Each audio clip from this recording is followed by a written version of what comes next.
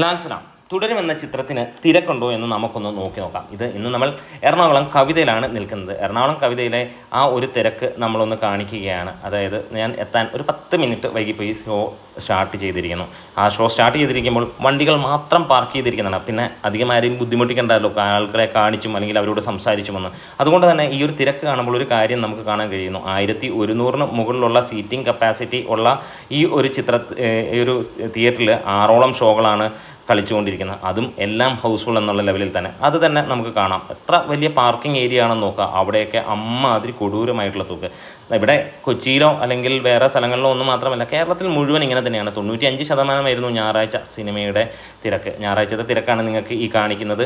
അപ്പം അവിടെ നമുക്ക് 8 മണിയുടെ ഷോയ്ക്കുള്ള തിരക്കാണ് രാത്രിയിലുള്ള.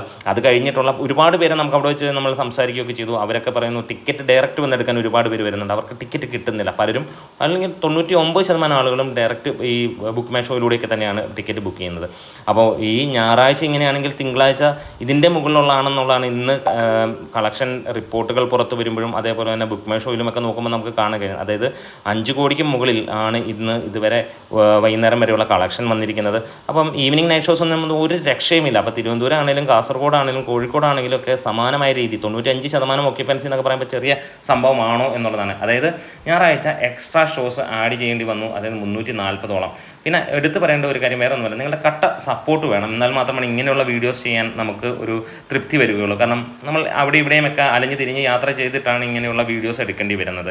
അപ്പം ആ ഒരു നല്ല സപ്പോർട്ട് ഉണ്ടെങ്കിൽ നമുക്കതൊരു പ്രചോദനം തന്നെ ആയിരിക്കും എന്നുള്ളതാണ്. ഒരു 25,000-30,000 പേരൊക്കെ മിനിമം കാണുമ്പോൾ നമുക്ക് അത് ചെയ്യാനുള്ള ഒരു ഇഷ്ടം കൂടുകയും ചെയ്യും. അല്ലെങ്കിൽ എന്താണെന്ന് പറഞ്ഞാൽ നമ്മൾ ഒരുപാട് കഷ്ടപ്പെട്ട ആളുകൾ കാണാനില്ലെങ്കിൽ ഒരു രസമല്ല. അതുകൊണ്ട് തന്നെ അപ്പം നിങ്ങളുടെ കട്ട സപ്പോർട്ട് പ്രതീക്ഷിക്കുന്നു. ഇന്നലെ ഇട്ട വീഡിയോസിന് അത്യാവശ്യം ഒരു സപ്പോർട്ട് ലഭിച്ചിരുന്നു. അത് ഇല്ല എന്ന് പറയുന്നില്ല. പക്ഷേ അതിൻ്റെയൊക്കെ 4 ഇരട്ടി സപ്പോർട്ടാണ് നമ്മൾ എക്സ്പെക്റ്റ് ചെയ്യുന്നത്.